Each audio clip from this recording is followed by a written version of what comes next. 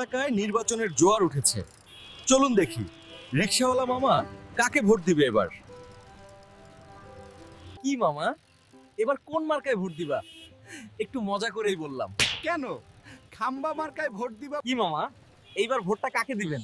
কেন খাম্বা মার্কায় ভোট দিব? খাম্বা কি আসলেই তোমাকে কোনো উপকারে আসবে? চালাও তো রিকশা। কি মামা, সত্যি খাম্বা মার্কায় ভোট দিবেন নাকি অন্য কিছু? কি যে বলেন না সাহেব, খাম্বা মার্কা ছাড়া কি আর আমাকে কোনো মার্কা আছে নাকি? হেরা নাকি আমাকে কিসের কার্ড দিব? তাই খাম্বা মার্কা। আমি কিন্তু জানি তোমাদের মুখে খাম্বা মার্কা থাকলেও মনে কিন্তু ওইটাই।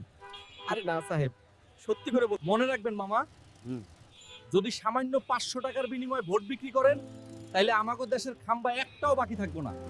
মনে রাখবেন মামা, হ্যাঁ। উচিত ভালো মানুষকে ভোট দেওয়া বানি, যারা সত্যি দেশ আর মানুষের কল্যাণে আসবে।